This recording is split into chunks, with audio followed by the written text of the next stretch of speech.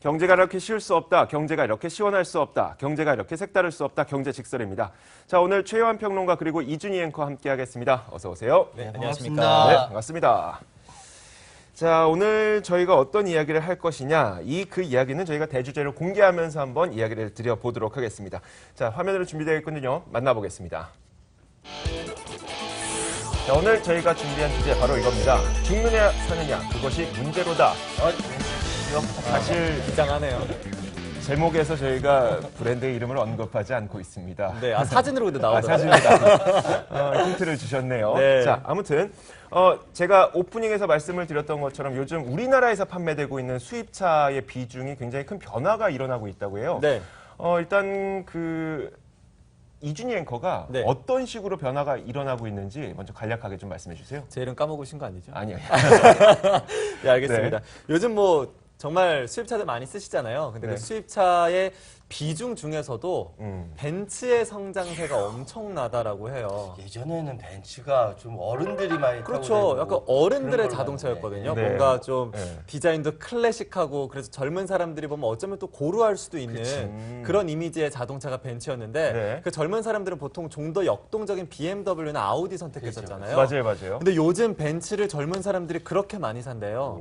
그래서 길거리에도 많이 보이고 지난 1월 판매량만 보더라도 확실히 달라졌거든요. 지난 1월 판매량이요? 네, 지난 네. 1월 한 달간 팔린 벤츠 자동차가 6,848대입니다. 네. 거의 7천여 대를 팔았는데 네네. 전체 수입차 가운데서 41%였어요, 이게요. 엄청나요. 아, 전체 수입차 가운데 거의 한 절반 정도를 절반가량을 다 벤츠였어요. 이야. 원래 BMW가 그렇게 많이 팔았었잖아요. 근데 네네. BMW가 지난 1월에 2,400여 대밖에 못 팔았어요. 한 3분의 1 정도밖에 못 파는 거죠. 네. 그만큼 벤츠가 엄청나게 팔리고 있는데 이게 지난해 1월과 비교했을 때에도 점유율이 한 거의 2배 가까이 늘었습니다. 벤츠가요? 쌍용차하고 이야. 별 네. 차이가 없어요. 보면. 그러니까요. 지금 쌍용차가 지난 1월에 7,000대 조금 넘게 팔았거든요. 네. 두 자동차에서 비교해보면 150대 정도밖에 차이가 안 나요. 네, 쌍용차도 이 정도- 정말 잘한 건데. 그러니까 이 네. 정도 속도라면 쌍용차를 어느 순간 벤츠가 넘어설 수 있을 거다. 그렇게 되면 사상 처음으로 외제차가 국산차의 판매량을 넘어서는 거라고 하더라고요. 아, 그래요? 사상 처음이에요? 네, 사상 처음이라고 합니다.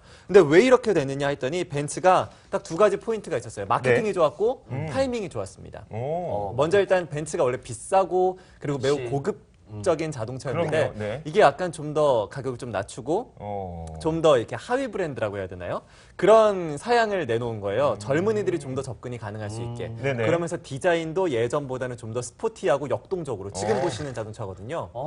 새끈하다. 네, 예전에 벤츠와 비교했을 때는 상당히 좀 더 디자인이 부드러워졌어요. 둥글둥글해지고 중간에 라인도 들어가면서 좀 더 역동적으로 변했어요. 그 젊은이들이 이걸 상당히 매력적으로 여기면서 이 300이라고 해서 처음으로 이제 자동차가 나왔었는데 이게 네네. 월 1,000대 정도 팔린대요. 예. 이게 지금 예. 네, 벤츠의 상승, 지금 나오고 있는 벤츠의 저. 그 네. 판매 상승세를 이끌어주고 있고 와. 이게 좀 가격이 부담스러울 경우에는 이 200이라고 해서 그 아래 브랜드가 또 있습니다. 네, 배기량이 2000cc. 네, 맞아요. 그래서 가격이 좀 더 낮아서 젊은이들이 쉽게 살 수 있도록. 음. 그러니까 여러 가지 트림들을 더욱더 구성을 해서 젊은 네. 사람들이 살 수 있게 만든 거예요. 네. 그렇게 해서 판매가 많이 늘어났고요. 타이밍도 상당히 좋았던 게 요즘 폭스바겐이나 아우디 못 팔잖아요. 그치. 맞아. 그 배기가스 조작 때문에 못 팔잖아요. 네네. 그러니까 그 수요가 이리로 옮겨온 거죠. 아우디 사고 싶었던 사람들, 네. 뭐 살까 고민했는데 벤츠가 이렇게 새끈하게 나왔어. 그렇죠. 새끈하게. 그러니까 벤츠를 그렇게 사는 거예요. 네. 그래서 그리고 공격적인 프로모션을 했던 그 아우디 딜러들도 여기 지금 벤츠로 옮겨왔다고 합니다. 옮겨가. 네네. 네. 오. 그래서 이 사람들이 자기의 인센티브까지 털어가면서 공격적으로 베팅을 하고 있는 겁니다. 네. 그래서 지금 벤츠의 성장세가 엄청나게 나타나고 있다라는 와. 얘기가 나와요. 네, 알겠습니다.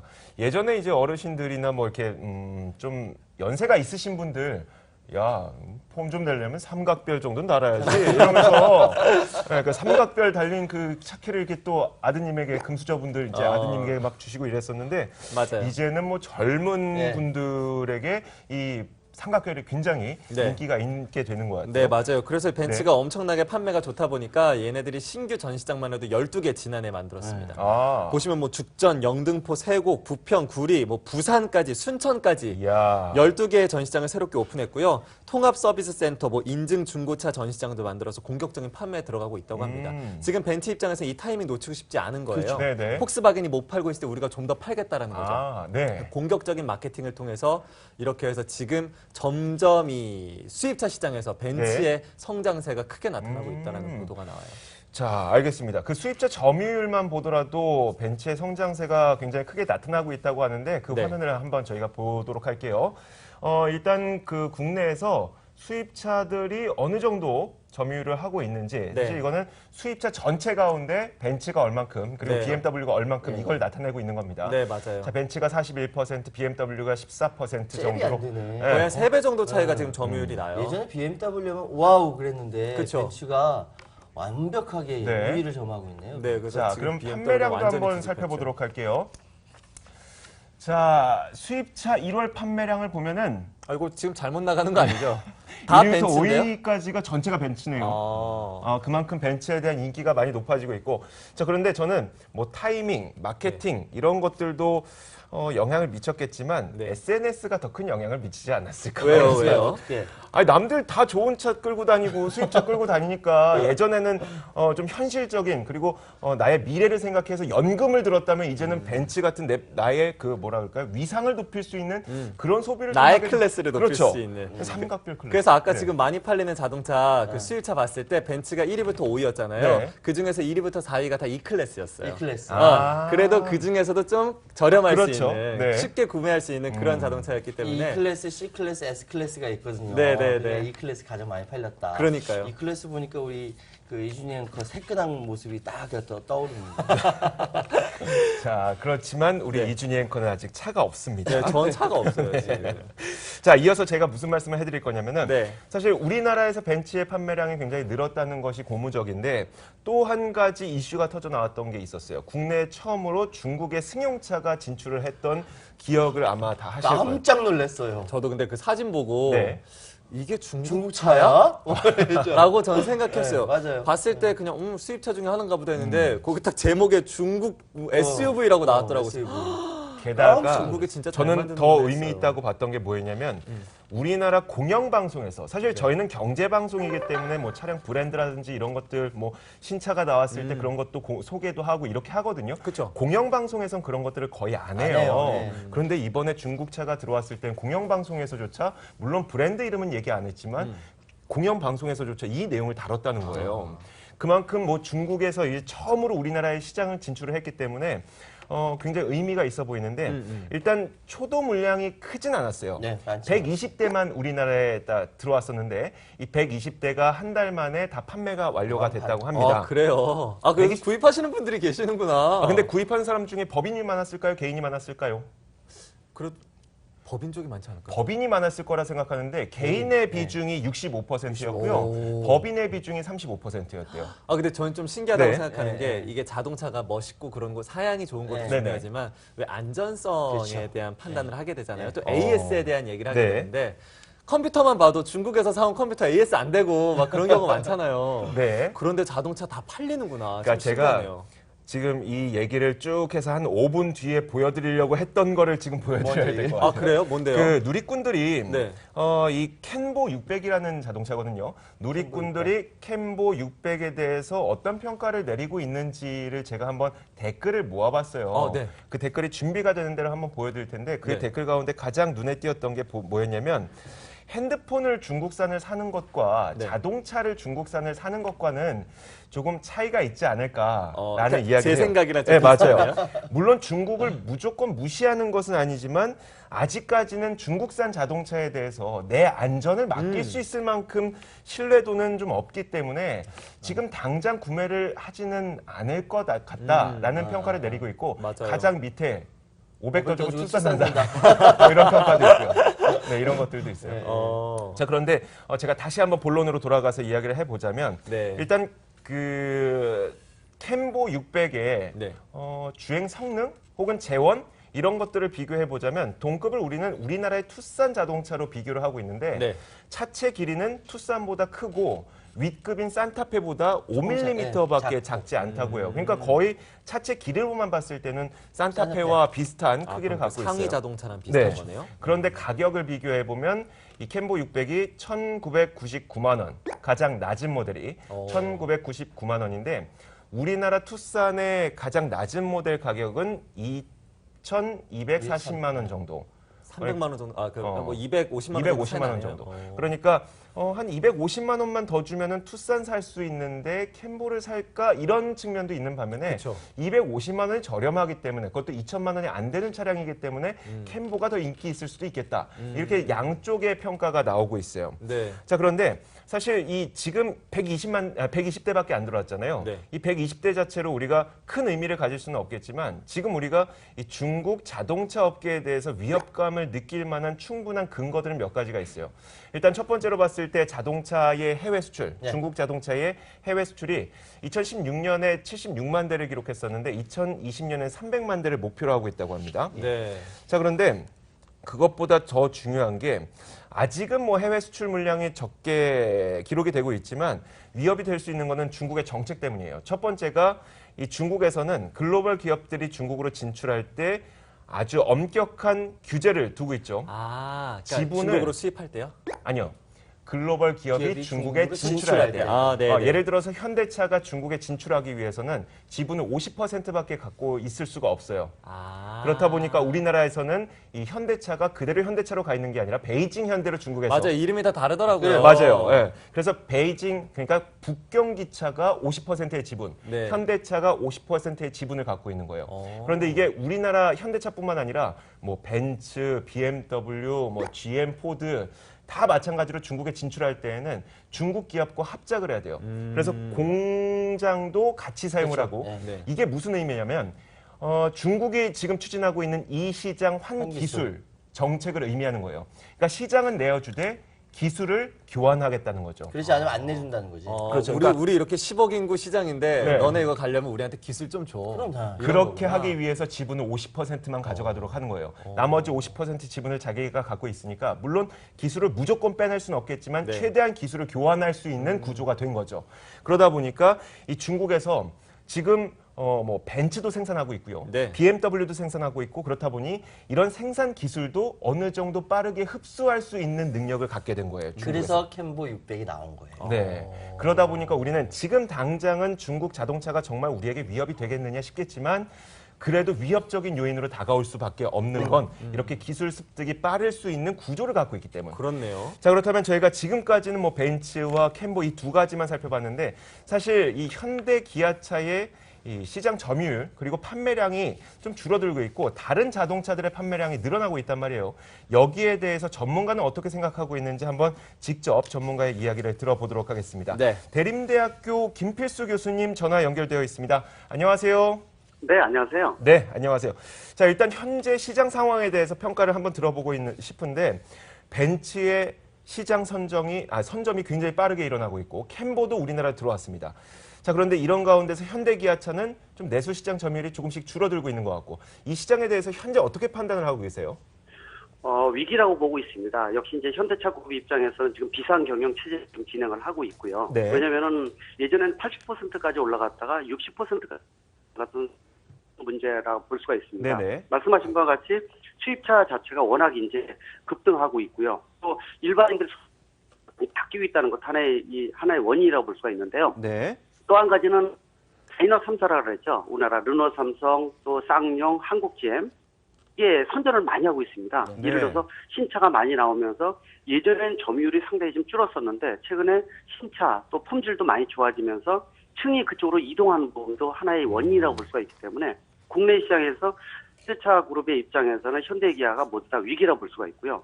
해외에서도 별로 좋지는 않습니다. 경제 여러 가지 침체가 되고 있고 또 치열한 뭐 유럽이나 미국에서는 이미 뭐 싸우는 치열한 싸움이기 때문에 점유율을 올리기가 상당히 어려운데 방법은 제3세계 새로운 시장을 창출해줘야 되는데 이 부분도 마땅치 않다는 거 그런 측면에서 국내 또 외적으로도 상당히 위기가 지금이 아닌가 이렇게 볼 수가 있습니다. 네, 지금 말씀드려보니까 뭐 해외에서도 치이고 있고 국내에서는 또 다른 업체들의 이 판매량이 늘어나고 있고 그러니까 샌드위치의 형식의 상황에 놓이게 된 것 같은데 그렇다면 이 현대기아차 입장에서 어떤 식으로 이런 위기를 좀 극복을 해야 될까요? 여러 가지가 있습니다. 뭐, 이 패러다임 전환이 필요하다, 이렇게도 볼 수가 있습니다. 예전에는 패스트 팔로워 역할로서 선진국이 하면은 좀 응용을 해서 이 돈을 벌면 되지 않느냐, 이런 논리를 갖고 진행했던 게 지금까지 상황이라면은 네. 앞으로는 친환경차라든지 또 자율주행차, 커넥티드카, 미래의 먹거리는 원천 기술 확보거든요. 이 원천 기술이 아직은 선진국 대비해서 3년 정도 뒤져 있습니다. 이런 네. 부분들을 빨리 끌어올리는 것도 하나의 관건이라고 볼 수가 있고요. 또 매년 지금 이 노사 분규로 인해서 노조 파업 일어나는 것도 연례 행사가 되고 있는 이 부분은 암이라고 볼 수가 있거든요. 이거 해결하지 않는다면은 상당히 앞으로 문제점이 커진다 이렇게도 볼 수가 있습니다. 그런 측면에서 또 신차에 대한 부분들도 타이밍에 맞춰서 제대로 나와서 소비자의 입맛에 맞는 차종 투입이라든지 해외 시장 같은 경우에는 말씀드린 새로운 시장을 창출해줘야 됩니다. 동남아 시장 같은 경우에는 급증하고 있는데도 불구하고 일본 차가 90% 이상 석권하고 있는데 국내에서는 아직 명함도 제대로 못 내밀고 있거든요. 네. 이러한 새로운 시장 창출, 또 말씀드린 이 신차 투입, 마케팅 전략 이런 삼박자를 제대로 맞아가는 것도 앞으로의 시장 확대에서 중요한 관건이라고 볼 수가 있습니다. 네, 알겠습니다. 자, 교수님 오늘 도움 말씀 굉장히 감사드리는데요. 제가 원고에 나와 있지 않지만 한 가지 좀 질문을 그냥 허심탄회하게 한번 들어보고 싶은 게 있어요. 네네. 교수님 생각하시기에 현대차 그냥 100점 만점에 몇 점으로 생각하세요? 지금 한 80점 정도 두고 싶습니다. 80점이요? 90점이 되기 위해서는 80점이요. 그렇다고 뭐 낙제 점수는 아니고요. 네네. 왜냐, 현대차가 지난 40년 동안에 세계에서 유일하게 후진국이 선진그룹으로 자동차 산업이 유일하게 올라간 유일한 기업이 현대차 그룹이라고 볼 수가 있습니다. 네. 그만큼 열심히 잘했고요. 지금까지는. 그러나 앞으로는 완전히 시대가 바뀌는 자동차가 단순한 이동수단이 아니라 움직이는 생활 공간으로 바뀌기 때문에 여기에 걸맞는 패러다임 전환, 또 원천 기술 확보 그런 측면에서는 80점이라는 얘기는 앞으로 할 일도 많다 분명히 볼 수가 있기 때문에 그런 부분을 얼마큼 해소하느냐가 관건이라고 볼 수가 있습니다. 네, 알겠습니다. 자, 지금까지 대림대학교 김필수 교수였습니다. 오늘 도움 말씀 감사합니다. 네, 고맙습니다. 네. 자, 이렇게 저희가 교수님의 의견까지 한번 들어봤는데, 현대차에 대해서 그러면 그 국내 자동차 산업에 대해서라고 저희가 좀 확대를 할게요. 네. 자동차 산업에 대해서 이 최평님께서는 어떻게 생각하세요? 자, 지금 제가 방금 말씀하셨던 교수님께 말씀하시고 두 분이 얘기하는 네네. 이 모든 것들이 어디에 중점이 맞춰져 있냐면 국내 자동차 산업 어떻게 할 것인가. 네. 그러니까 샌드위치라는 거지. 네. 왜냐하면 딱 보면서 현대차를 사면 샌드위치를 주나 했지만 어쨌든 위에서 치이고 아래에서 치는 이 중간에 있는 상황에서 네. 위기다라는 이야기들 굉장히 많아요. 그 시나리오를 많이 이야기하고 있는데 저는 한 5가지 정도로 이 이야기를 하고 싶어요. 네. 근데 시간이 어떻게 될지 모르겠는데 첫 번째로는 뭐니 해도 국내 자동차 이 상황에서 현대차를 대표로 하면은 최고 경영층의 리더십 공백, 경영권 승계에 있어서 혼란이 있을 수 있다. 이거는 사실 그 현대 자동차 문화 때문에 그래요. 네네. 그 문화 자체가 오너 중심으로 똘똘 뭉치는 문화이기 때문에 네. 만약에 경영권 승계에 혼란이 있다면 굉장히 위험하다라는 첫 번째 이야기할 수 있고 네네. 네. 두 번째 방금 이야기했던 중국차. 네네. 중국차의 글로벌 라이징이 급속 전개되고 있습니다. 지금 뭐 이탈리아니 뭐니 다 따라잡고 있거든요. 네. 외국에선. 이번에 캠보 600이 우리나라 들어온 거는 테스트 마켓이에요. 여기서 어떻게 까다로운 한국 소비자들의 입맛을 맞춘다. 전 세계적으로 입맛 맞출 수 있다는 자신감을 갖고 있는 겁니다. 사실 좀 자존심 상했어요. 왜요? 테스트 베드라 그래서. 그러니까 우리나라도 하나의 큰 시장이기 때문에 우리나라에 진출한다는 개념보다도 미국이나 물론 당연한 거예요. 시장 원래 따라서 작을 봤을 때 수밖에 당연한 없으니까, 건데 우리나라는. 네. 자, 우리나라의 소비자 입맛을 맞출 수 있는지 한번 테스트해보고 뭐 동남아도 가고 미국도 가고 유럽도 가보겠다. 그렇죠. 이런 것 때문에 조금은 약간 자존심 상하는 거꾸로 이야기였어요. 이야기하면요. 네. 그만큼 한국 소비자들이 굉장히 까다롭다는 거예요. 맞아요. 그렇죠. 고퀄리티의 네. 고객들이에요.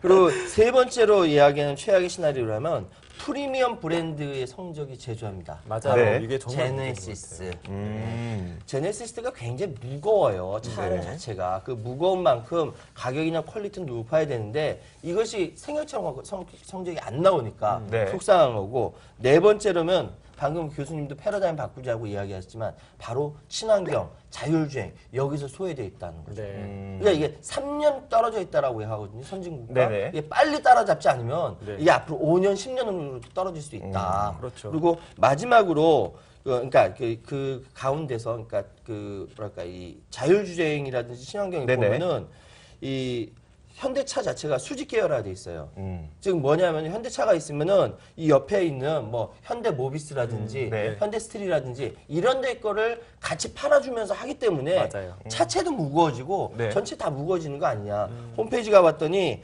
쇳물에서 자동차까지 쫙 나와 있거든요. 네. 그거 우리가 다 한다. 아. 자부심이 있는 거죠. 근데 소프트웨어가 없어. 아, 그렇죠. 충격적이지 않습니까? 제조만 하고 있습니다. 예. 소프트웨어 없는 것이 네. 이게 참 문제라는 생각이 들고요. 네. 자, 마지막으로 방금 말씀하셨어요. 내수 시장의 지배력을 상실하고 있습니다. 네. 이것이 위험하다라는 것인데 네. 그러면 앞으로 필요한 것이 무엇이냐라고 할 때 네. 여러 가지 지금 이야기한 거를 거꾸로 생각하면 돼요, 사실상. 네. 거꾸로 생각하면은 김필수 교수님이 방금 말씀하셨던 것처럼 미국과 중국이 지금 자국 우선주의로 방어막을 치고 있거든요. 네. 이거 어떻게 뚫을 것이냐. 그리고 신시장 개척을 어떻게 할 것이냐. 동남아 얘기했지 않습니까? 네. 무시할 게 아니거든요. 인구수 1억이 넘어간 나라 많아요. 그렇죠. 네. 거기 뚫고 들어가야 되고요. 또 방금 말씀하셨던 얘 거꾸로 자율주행과 친환경차 어떻게 여기에 대해서 대처할 것인가. 네. 마지막으로 패러다임 혁신. 그러니까 내수시장의 극복이라는 것, 내수시장을 성장시킨다는 것은 현재로서 꽉 차 있다. 맞아요. 이러면 어떻게 더 성장시킬 것이냐? 혁신, 네. 내수시장을 위해서 내부 패러다임을 어떻게 바꿔야 할 것인가에 대해서 여러 가지 고민이 필요하다. 네. 이렇게 말씀드릴 수 있는 거죠. 네, 알겠습니다.